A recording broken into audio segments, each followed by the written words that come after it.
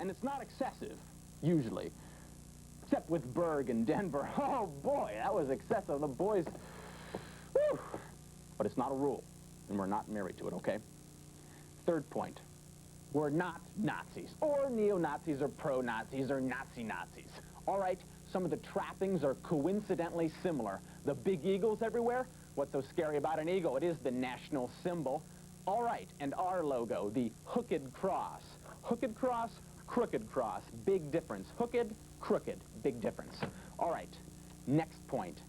Aryan. What's so scary about that? What about these other clubs? What about Lions, JCs, Elks, Kiwanis? Has anyone ever looked into what that means? I bet if you looked it up in some old Sumerian dialect, it would mean, I don't know, spawn from the bowels of hell or something, and all their secret handshakes, and it's all tied in with the Masons and the Rosicrucians and the New Age movement and Shirley MacLaine and David Rockefeller and the Trilateral Commission and the World Bank. It's all an international Jewish banking conspiracy, all orchestrated from Moscow, and you know it, I know it. I think everyone knows it. Huh. So what's so scary about Aryan now? All right, lastly and most importantly, we are not bigots or racialists. All right, so we are. So we are bigots, so we are racialists. What are you going to do about it, Mr. Joe Blow American, sitting in your Craftmatic adjustable bed, drinking your generic beer and opening doors and starting your coffee machine from your bed and running your own business and getting your pizza delivered to your own bed because you're too lazy to go out and get it? What are you going to do? Besides, my dad's a pilot. He's a real pilot, and he's real cool. My dad and my dad's brother gave me a 10-speed for my birthday, and I'm real cool now, too. So la-di-da, up your nose with a rubber hose. Backwards. Besides, we've changed now. We're not into killing. We don't want to kill everyone. We tried that. It seemed like a good idea, but I guess it was poor execution or something. We're into love now. Liebe. This is our plan. We're going to get a bunch. We're going to get about 1,000 hot, healthy German women, and then take them to a movie, dinner, and boom! Pretty soon, everyone in this area will start saying, it's too white here in Oregon, Idaho, Washington, and Montana. Let's go back to where we belong. And they will. Pretty soon, there'll be a place for every race, and every race in their place. So, with very little violence, PG-13, we'll have our white culture. A white society, a white enclave, with white music, Wagner, 24 hours a day, and the food, Wonder Bread, liverwurst on Wonder Bread, and wholesome foods like Twinkies and Ho-Hos. Just one clear day of white culture to enjoy. So what are you waiting for, my brothers? Throw down your guns, but keep them handy, and go to it. Pillow those hot pitches. Breed until it hurts. Our future children's past parents' happiness depends upon it. Liebe macht frei. Thank you.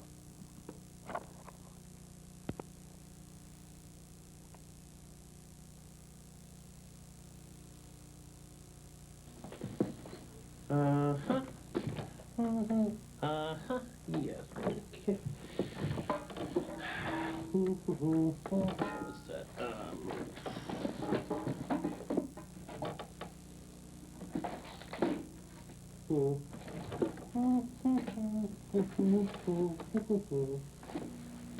Mail's here. Oh, we get anything good? Oh, we got the usual. Being a major publishing firm, we got a stack of unsolicited manuscripts from the usual starry-eyed, hopeful authors in the burgeoning genesis of their careers. Look at that stack, Ed. We hold their dreams in our hands. Only you and I... Only you and I can sift through this stack with the whittling fork of our learned editoriality. If this... Have you gone through any yet today? Yeah, I've been working on one right here. How is it? Let's see. This is the crucial test. Lousy. Jeez. How's it promised, too? This one. I got a feeling about this one. Waft that. Smells good. Yeah, Smells good. check page numbers. Okay. Oh, look at the margins. Broad margins. I love... Oh, no. Look at this. Look at this. What? 15. Look at that. Wide right, starboard tilt. Horrible. Damn it, this is a professional place. We can't be babysitters. That guy's got to get his priorities in order. I'm going to write him a personal letter. A personal letter from the publisher. That's great. Every time you slay me. What else we got around here? Ooh, good plot, good plot. Oh, this is Pika, not Pika. Crappy font. Slipshod I craftsman. mean, I'm an important man in this town. I do not have to... Oh, my God. Oh, my God. What's that? What are we going to do? Open the door. You're the boss, you're the boss. I don't know what to do. Don't bunker out on me, okay? Well, okay? Maybe they'll go away. Okay, we gotta get our story straight. My parents were going to send me to school. I don't know how my head's got on there. I don't know how my head's got on there. Please shut up. I want you to read any books in that school anyway. English, There was no one in your reception area. It's not reception area, it's the front. Shut up, shut up! Is Elliot Menschkamp? No. Well, I was told he'd be in here. By who? By who? You said there was no one out there. Someone's lying here. And it's not us. Well, I was wondering... Okay, just say perchance this guy, what was that character's name? Elliot P. Mensk? You say the P? I didn't say P. Oh, well, just suppose, like I'm in his clothes, and I got his ID in my wallet, and I got his beard on, and what would you want to say to him? Me, us? Well, I think still hypothetically, of course, I think I would ask, what in the name of Henry Bessemer is this? I found it in my mailbox with your return address stamped on it. Oh, it's our standard rejection form. You sure? Yes. Thank you for submitting your publication for perusal, but unfortunately it does not fit within our publishing plans at this time. Good luck in placing it in the future. Very best wishes, and we love you a lot. Elliot P. Mensk. That's not what it says. Well, that's the basic body of the letter. I mean, you read between the lines and it says, you're a loser, go screw. No, I don't think you understand. You see, this is a coupon for a free coho salmon with any transmission tune-up. No, it's not. Is this a gag?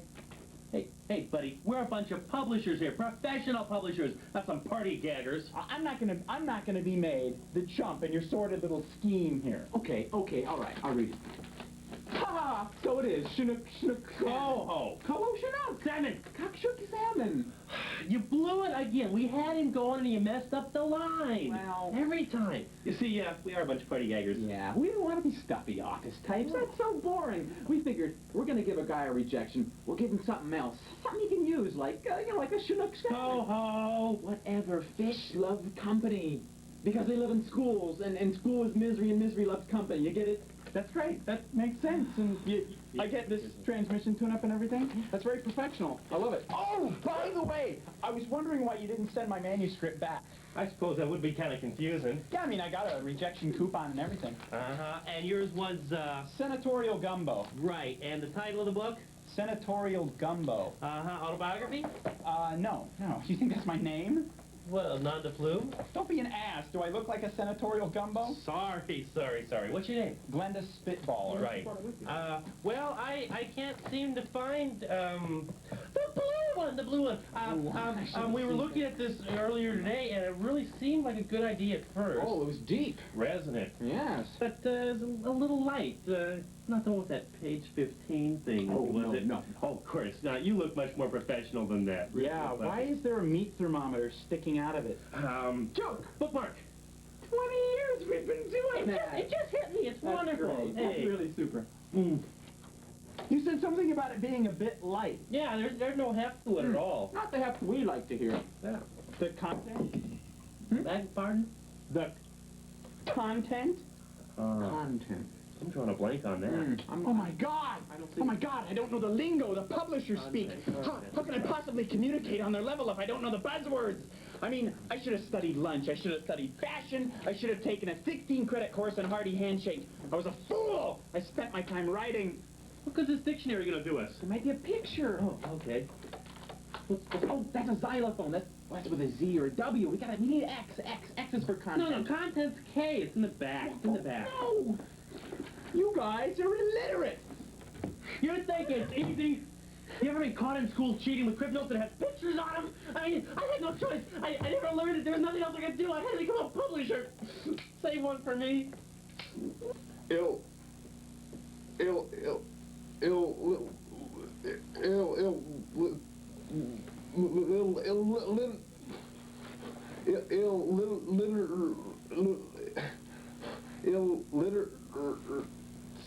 Illiteracy in America. Illiteracy. Illiteracy in America. A problem is mounting social imports. There are unable more persons than have ever not been able to have recorded history and...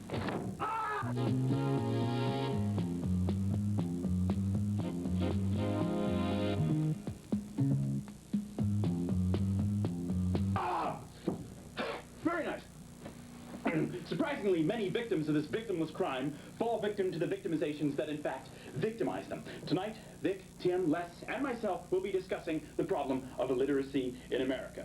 Despite their seemingly insurmountable social handicap, many of these people do indeed find comfortable positions in the workplace and, via the help of friends and coworkers, are able to disguise the fact that they are completely illiterate.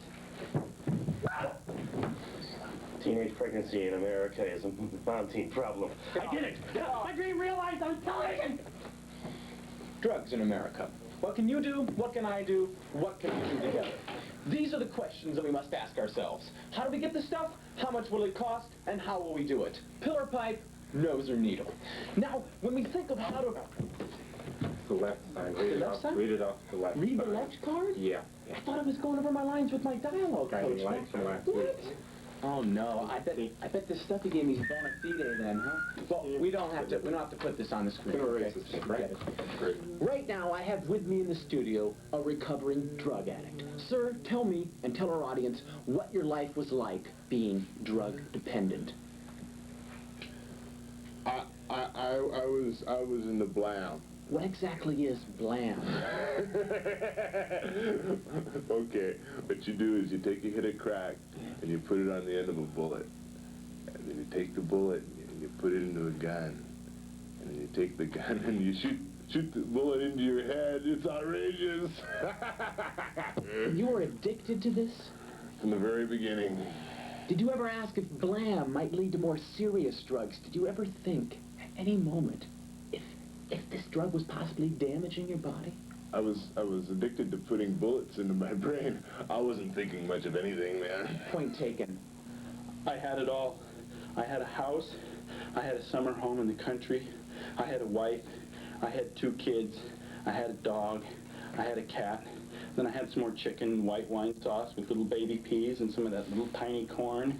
And then I had some more beets, and then I went back to the salad bar like 40 or 50 times. They kicked me out of this restaurant.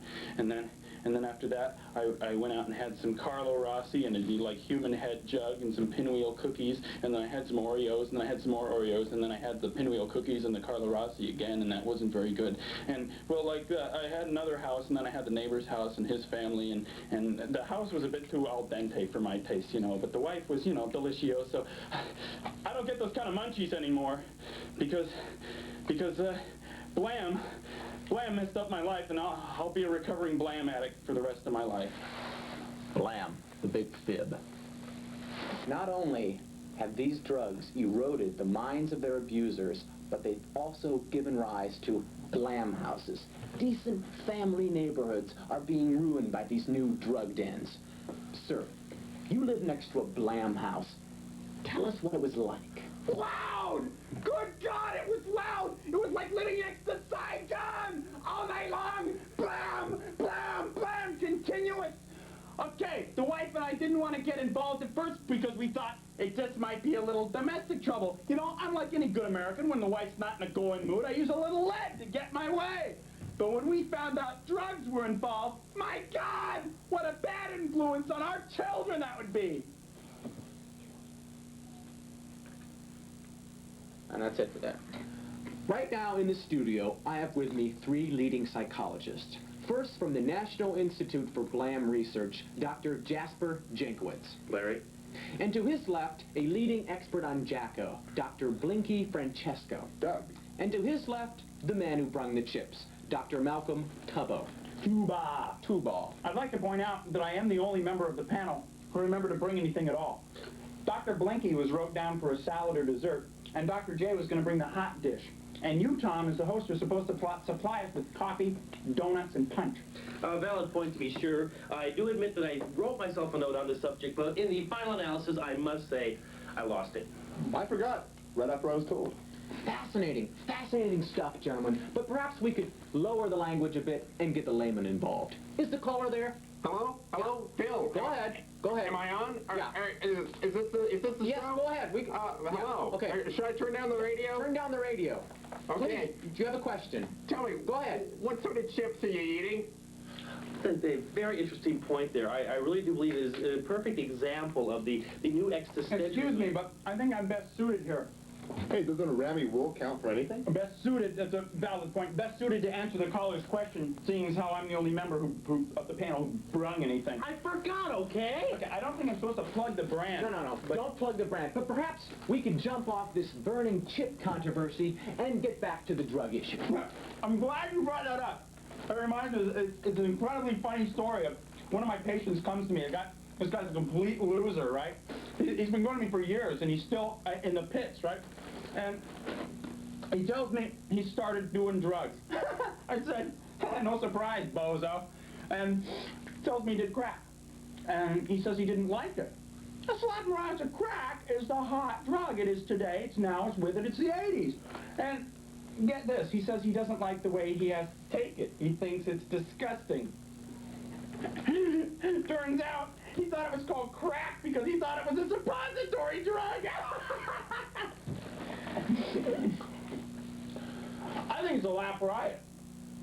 Oh, fine, I'm out of here. I had enough. There's the next caller there. Yeah. Next caller there. Yeah, I was wondering why you guys always make those constipated faces when somebody phones in. Is that all? Yeah, Al, that's it. I'll get a trace on that call. I want to know that man's address. But perhaps, Doctor, at the beginning of the program, you said that maybe, perhaps... Which one? Oh, God in heaven, you're not a doctor, please. Doctor, at the beginning of the program, you said that... You're right, sorry. Doctor, at the beginning of the program, you said that you were an expert on Why not? Doctor, at the beginning of the program, you said you were an expert on Jacko. What exactly is Jacko? Well, Jacko actually is one of the most intense methods for direct induction of the cocaine into the body. What you do first is you put your cocaine into a salt shaker. Then you remove the top of your head, and using a large scoop of some form, take out all the frontal and mostly basal lobes of the brain, then sprinkle the cocaine directly on the exposed brain stem. The ensuing high is immediate and most gratifying.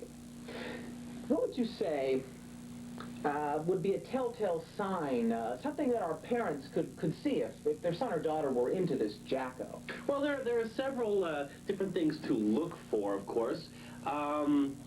Missing salt shakers, ice cream scoop around the neck, missing hinges, or for that matter, if the whole top of the head was missing, the parents could really suspect something was amiss. We're fine. Go ahead. Yes. Another popular method that has cropped up recently is known as slash, or doing a line of slash. What the person does is they take a common garden machete, much like this one here, and they put a line of cocaine on the edge of the blade and slash right across the midsection. These drugs sound dangerous. What would you say gets our kids involved in these things? Well, we have done a rather comprehensive study. Nice heft. I didn't bring my glasses, sorry. I think peer pressure has a lot to do with it. I would agree with that. I would tend to poo-poo that idea. Our study really has shown come this. on. Peer pressure. We think it's peer pressure. Yeah. What's your problem? It's Come on. peer pressure, you fairy. Doctor, we don't know your pressure. I don't know what it is. Leave me alone. Yeah, but that's just your opinion, though. What kind of trouble? What can happen when an addict combines different drugs? Yeah. Experiments. Like if a guy's gonna use some Blam, right after, like say he's used some Jacko, he's gotta like be real sure he finds part of the brain that hasn't like blown up, or he hasn't, you know, like he's got some brain left there, Yeah. or he like it's a total waste of a good hit and it goes right through the wall, man. I can see that.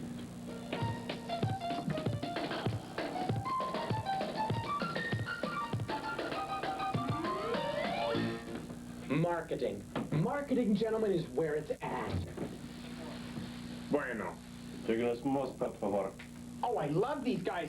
The Spanish angle is hot. Yes, it's incredible, but you guys are suppliers, right? And that's important. But we gotta sell the stuff. And with all that big lie crap on TV and these turncoat rock stars biting the needle that feeds them, it's getting hard to pitch the pop. but with rebates, contests, instant winners. You look at the words instant winners, boys, and you are looking at a doorway to the future. Picture this. On every baggie, an instant winner scratch-off game card. You get covered by the heat, the Coast Guard, whatever. They see that little Mylar box, get out a coin, instinctively rub it off, and see the words, "You're a winner." Thoughts of prosecution will vanish, like yesterday's Chinese lunch. They're gonna think, I'm gonna win a car, a boat, a plane, a small tab, and fries. Winning is everything. Everyone loves a winner. That's Making it a game. A game that... ¿Se puede ganar? See, yeah. These guys are hot. I love these guys. The Spanish angle is everything. You couldn't do this if you're German. They're tight. Oh, no. They're goose steps and jack boots and straight lines. Great if you're pitching racial hatred, but too rough, too gutter if you're selling drugs. We want that, how do you say that rebellion, that free spirit that you guys embody. Yeah, I see you guys on the TV news every night. You're like loose, you're like fluid, standing up in the Jeep, waving at babes, the machine gun slung over the shoulder. It's great. You're macho. You're mach. You're a dirt bike. You're swarve and swag and swank and a bicep a mile wide. Braggadocio, baby. Hot. Ooh. Empty a t-shirt. Where were we? Fun.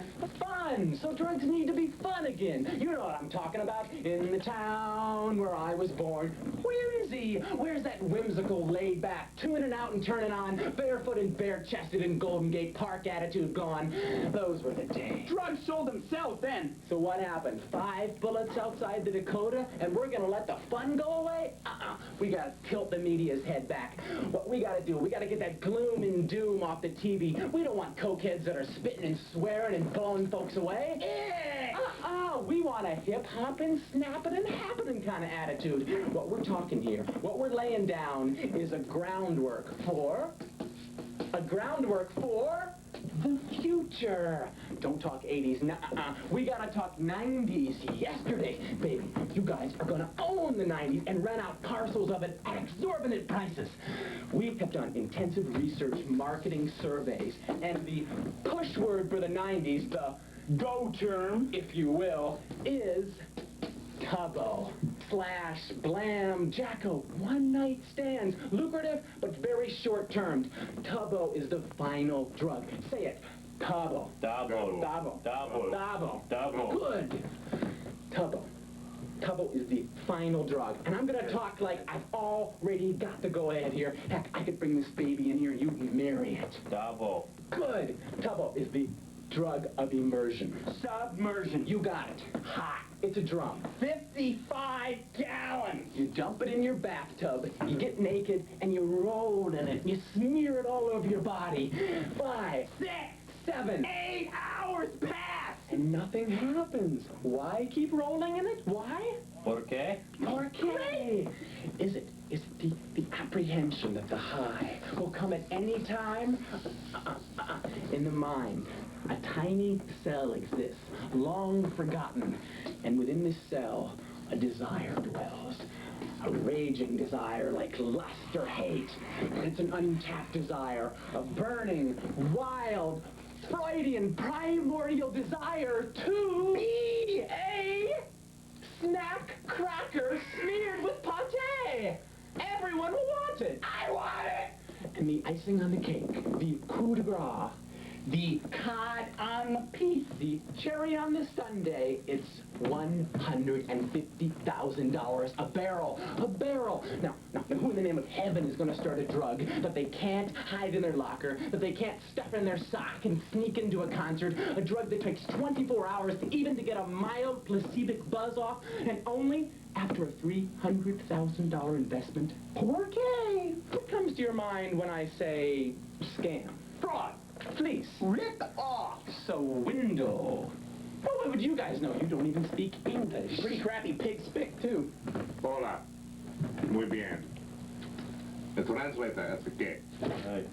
But I am polyglotudinous enough to know when someone says, the translator is here. Translator out there. Money here. Their jets out there. Where are we? Out of here.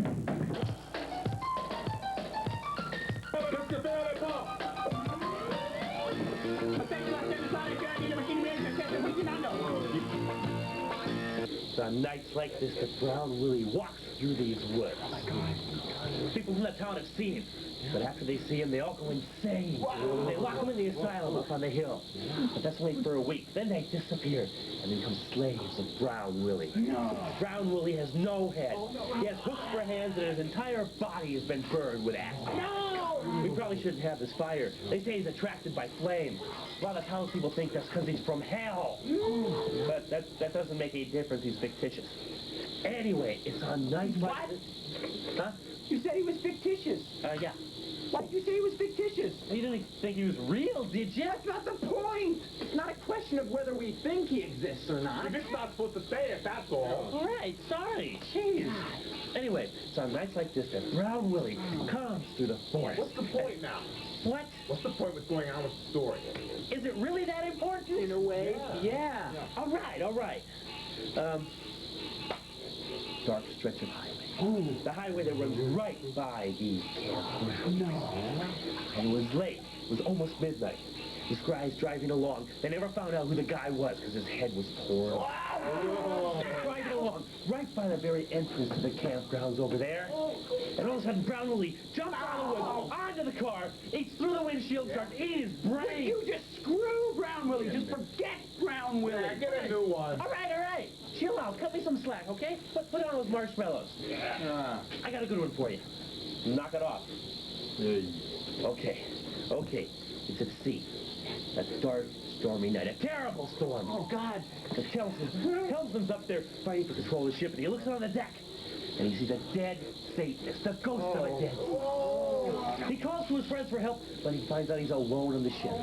And the dead Satanist tells him that the ship bound for hell. The storm gets worse. It's about to crash on the coast of Africa. And there's this doorway to hell. Africa? What? Yes, Africa. I thought it was the Puget Sound. Africa? For God's sake, tell us something that happened here. Something in these woods that could come out and kill us tonight. What here? There's nothing here. For crying out loud, it's a national park. Just scare us, damn it. All right. All right. Jeez, I was going to have the hells from hell going around the world killing people. How could it be stopped? The African gold plant. Is there any around here? Yeah. In case he tried to kill us. Yeah. No, it's fake. Oh, God, there he goes again. Oh. Doing it. What? Okay, I'll tell a story. Yeah, all right. Yeah. About this Sasquatch, right? Bigfoot. He lives right here, right around in these woods. Okay, he's been seen by thousands of people, and even photographed. You're not going to bring up the Patterson-Gimlin film, are you? Shut up. I can dispute that film. Shut up. Okay, now Bigfoot killed an old lady who lived in a shack. It was right where I was sitting. No! Yes! We even used some of the wood from her house to start our fire. And when her ghost comes back... Ghost? Yes! Ghost! It's been seen by everyone in the village, right? Everybody that lives in that village has come up in these woods, and nobody's come out alive, okay? It's been seen by everybody.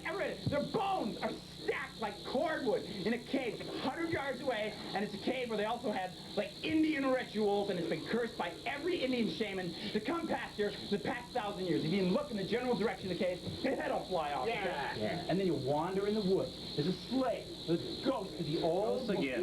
Good. There's evidence of it, okay? What? Now, what evidence, Mr. Smarty Drawers? Okay, I have infrared videotape of a seance conducted on this spot and performed by trained professionals. And I got Carillion photography of a handprint that they found on a tree. You can prove the handprint come from a ghost, huh? You're going to argue before you've even seen the videotape? I got it with me, you know. I hiked 15 miles with it in my backpack just in case I might have to back up a goddamn fireside ghost story. Well, I want to see it. Oh, my God. Okay, put that away. Put it away. You win. You can tell us something that was real, right out of the encyclopedia. Yeah. Something about a mean, ugly, man-eating killer grizzly bear. If you can. Well, I just happen to have one about a grizzly bear. A 9-foot-tall grizzly bear. Killed a lady not 3 miles from where we are sitting. Wow. 9-foot-tall grizzly. Name Brown Willie? Shut up, you sexless ankle biter. I'm doing this for your friggin' benefit, all right? I'm toasting.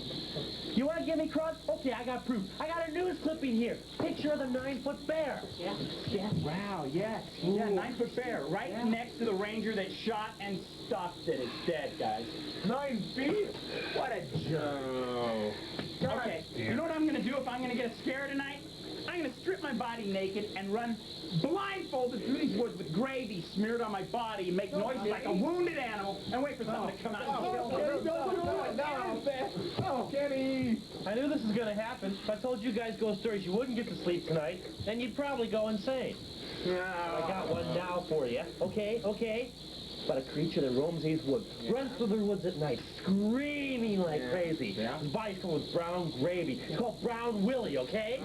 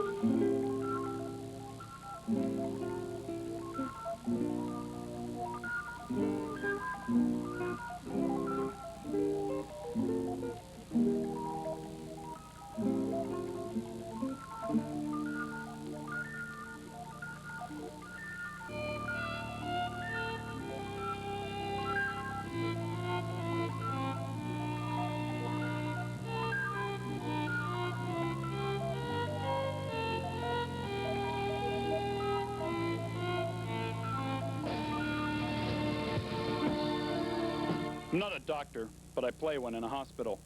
And I want to warn you that Cyndi Lauper has washed the green dye out of her hair.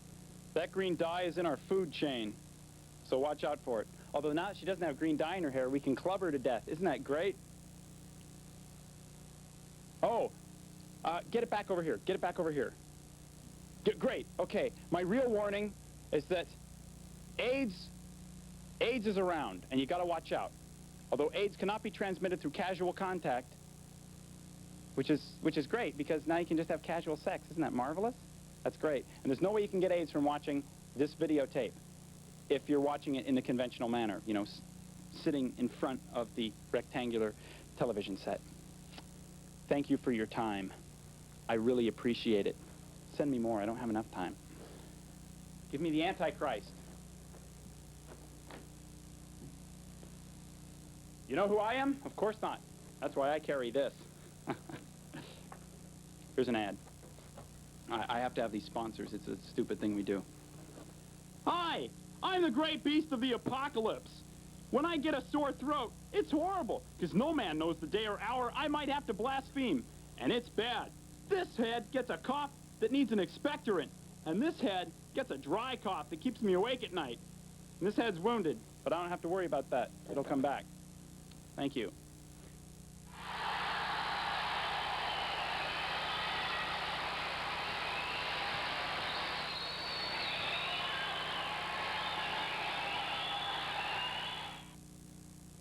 I was possessed by Satan, and this is really no joke. In fact, it's nothing to even grin about.